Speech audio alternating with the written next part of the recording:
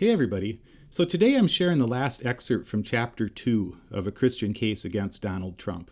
And that book is available on Amazon at the link below. Now Chapter 2 is called The Way of Peace versus the Way of the Demagogue. And this last section was the hardest one for me to write. It's about Trump's demagoguery around the abortion issue. And those of you who've been watching me for a while on this channel know that I was personally very active in the pro-life movement for years before I went into pastoral ministry. And so you know that I've had to wrestle through this issue for a long time.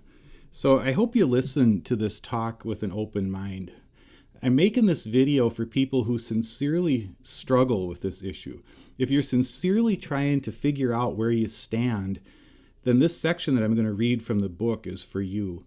But I just have to address those of you who come on here every day and call me things like a baby killer or a murderer. I've been called that hundreds of times, probably thousands by now, mostly by people who support Donald Trump, but not exclusively.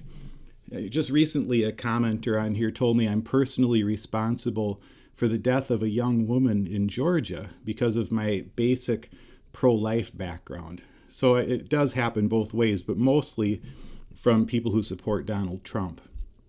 And I think it's a really sad thing about our politics lately, that we're forced into opposing camps where no matter what we do, no matter how we add things up, somebody's going to call us names like that. I think, so for the people who come on here and call me things like that because I oppose Donald Trump, I'm just going to say as calmly as I can that you need to grow up. I'm certain that I've invested hundreds more hours than you ever will actively working to uphold the sanctity of life in America. And your support for Donald Trump has put the most hateful face imaginable on the pro-life movement in America. And you have set the movement back at least a generation. So congratulations. I'm sure you feel very virtuous about that.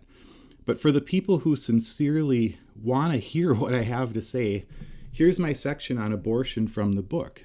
It's the hardest section that I had to write, and I hope you find it helpful in some way. Trump's demagoguery on abortion, a case study.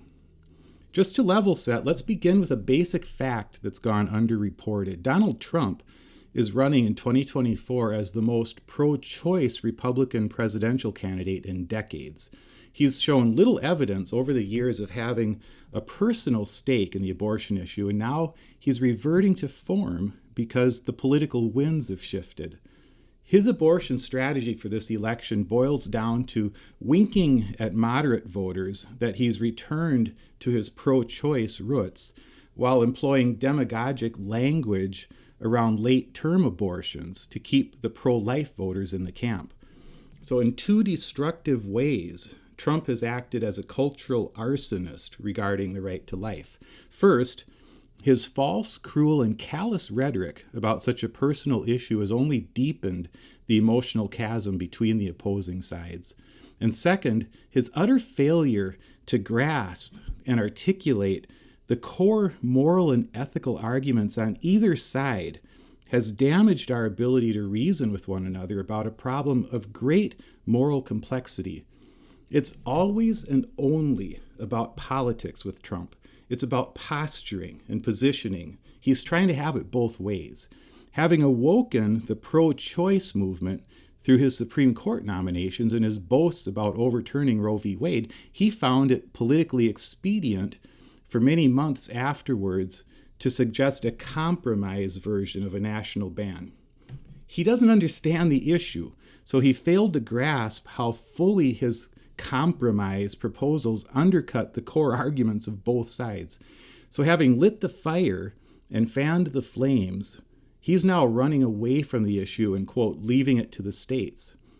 If he were the sort of pro-life Republican that I used to vote for, I'd say that leaving it to the states could almost be a defensible position.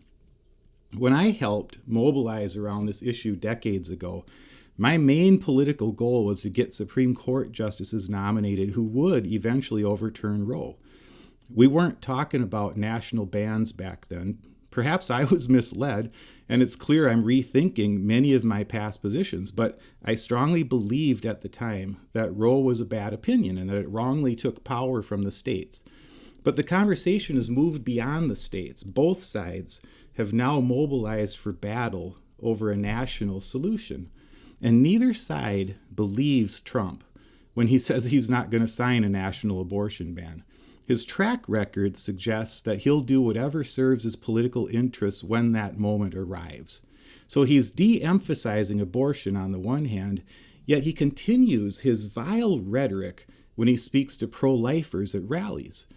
And Trump's divisive political speech, combined with his lack of moral clarity, has led the nation inexorably toward an all-out political fight, a destructive conflict over a sensitive issue that we will not solve through political warfare. And I no longer want any part of that fight. I worked in the pro-life movement for years, and until 2018, I refused to vote for a pro-choice candidate under any circumstances. I still care deeply about lifting the value of human life in our culture, but the Trump years changed me. In many ways, they broke me, and I'm still reassembling myself. His presidency taught me the ultimate futility of trying to address the issue through power politics.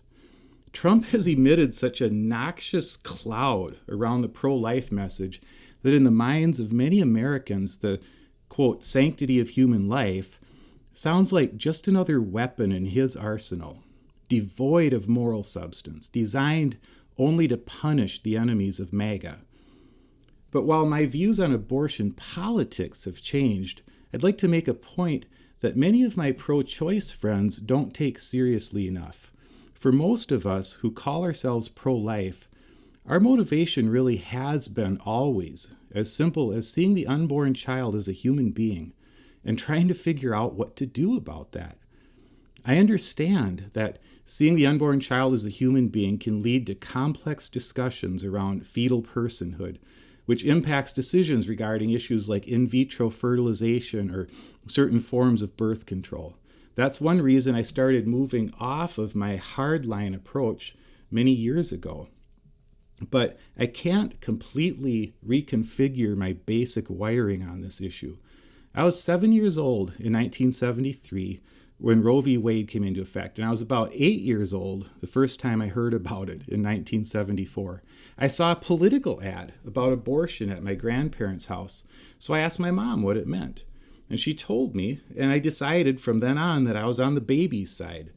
But once I was old enough to think more deeply about it, I never considered it to be such a simple case. I felt that it came down to balancing the rights of a woman against the rights of an unborn child, and I've always found that troubling. On most issues, I default heavily to the side of liberty. I'm geared toward increasing freedom of conscience, not limiting it. As I continued to work out my position over the years, I began to recognize God as the one who holds all the rights in the universe. So I increasingly grounded my understanding of human rights in the biblical teaching that each of us is created in the image of God. So when I spoke with secular folks, I might start with the Declaration of Independence and argue that, according to our founders, we're each endowed by our Creator with certain inalienable rights, such as the right to life. And when I spoke to Christians, I'd begin with Genesis 1 and argue that our rights spring directly from our role as God's image bearers on the earth. In each case, though, I taught, and I still believe, that the greatest protection for human beings against exploitation and abuse is to recognize, along with the Declaration of Independence and Genesis 1, that our basic human rights come from somewhere far beyond the reach of mere earthly rulers. Whether that creator is the God of the Bible or an abstract idea that we recognize as part of our shared civic religion, the message is the same. Human beings have intrinsic value, rights, and dignity simply by virtue of being human. And these rights transcend politics. They matter. And balancing those rights against competing rights requires wisdom and grace. So none of this is easy. Even at the height of my political involvement, I never took it lightly that my pro-life position impinged on the bodily autonomy rights of an entire group of people, a group that I didn't belong to. But I couldn't shake my conviction that the unborn child's right to life outweighed the other considerations. So I felt constrained by my conscience to vote for candidates who opposed abortion. I still believe the unborn child is a human being. I don't know how I could see it any other way. But I no longer believe in the wisdom of my old political approach to upholding the sanctity of life. On purely pragmatic grounds, the anti-abortion movement has lost the public argument for at least the next generation. Yet radically anti-Christian candidates like Donald Trump still exploit pro-life Christian voters to get themselves elected. But even if our politics were more favorable to abortion bans, I've changed my mind about the prudence and effectiveness of overly strict measures. By listening to the pro-choice arguments, I've learned more about the negative impact strict abortion laws can have on women's health care, for instance. The legal and medical issues are complex.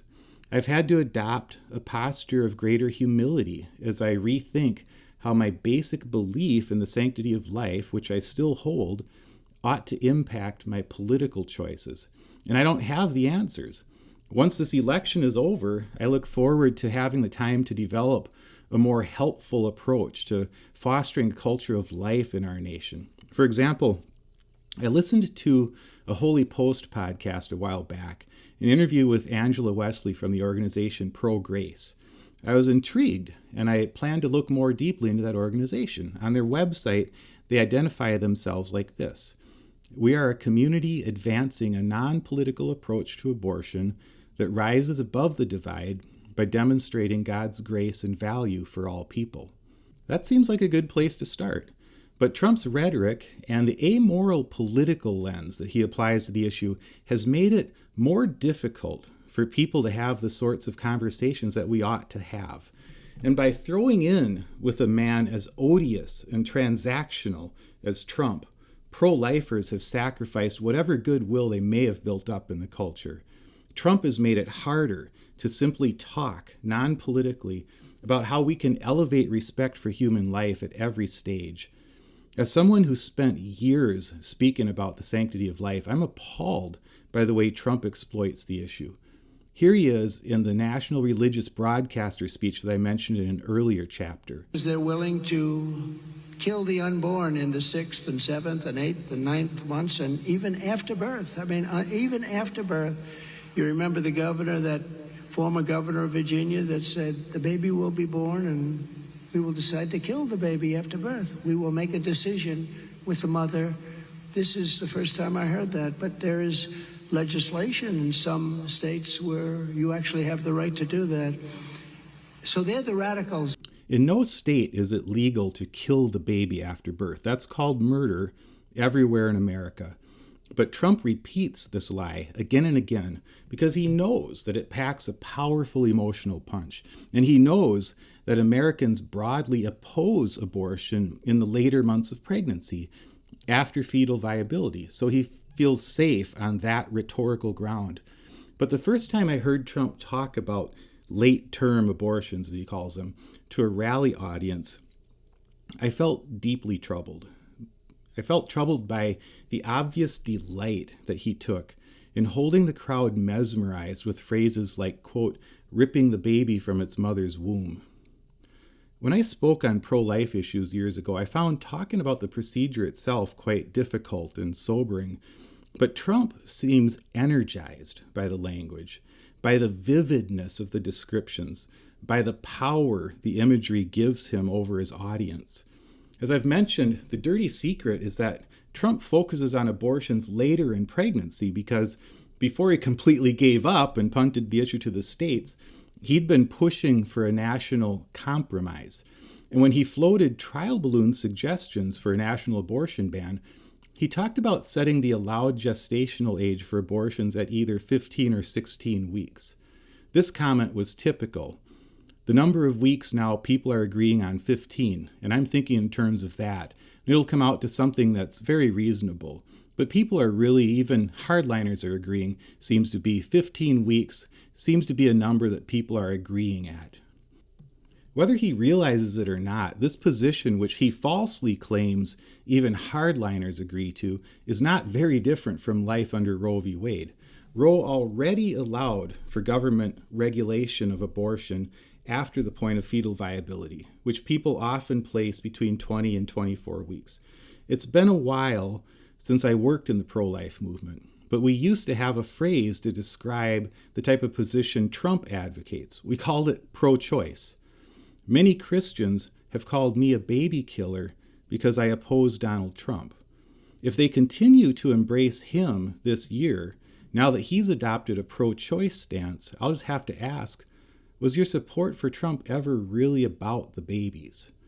Donald Trump's national ban compromise would have only affected abortions after 15 weeks of pregnancy. And according to the Centers for Disease Control, over 96% of abortions occur before the end of the 15th week. So under the various compromises he suggested, over 96% of all abortions would be untouched by his proposed national ban. And a number of the 4% of abortions that might be banned under his compromise would fall under various exceptions, since they sometimes involve heartbreaking health circumstances. So this is where the demagoguery comes into play. Trump's proposed compromise would affect only a small fraction of abortions, smaller than 4%, since many states already have laws against these procedures. So since he's in favor of choice, for all but a tiny fraction of abortions, he uses extreme language to assure his followers that he's really, really opposed to that tiny fraction. According to his rhetoric, that fractional difference between his own position and his opponent's position makes him a righteous defender of life, and his opponents some of the most radically evil human beings on the planet. Mike Pence spoke out forcefully against Trump's abortion stance on July 9th of this year. The Republican National Committee adopted new wording for the party platform to reflect Trump's retreat from abortion as an issue in the upcoming election. Pence said the new platform, quote, removed historic pro-life principles that have long been the foundation of the platform, unquote. According to CNN, Pence called on delegates attending the Republican National Convention in Milwaukee, quote, to restore language to our party's platform, recognizing the sanctity of human life and affirming that the unborn child has a fundamental right to life which cannot be infringed, unquote. A vote for Donald Trump will mean less than nothing for the pro-life movement in 2024. It will ratify Trump's current position that abortion ought to be left completely to the states, and it will generally affirm his pro-choice understanding of where the lines ought to be drawn. So having appointed the justices who overturned Roe, he wants nothing more to do with the issue.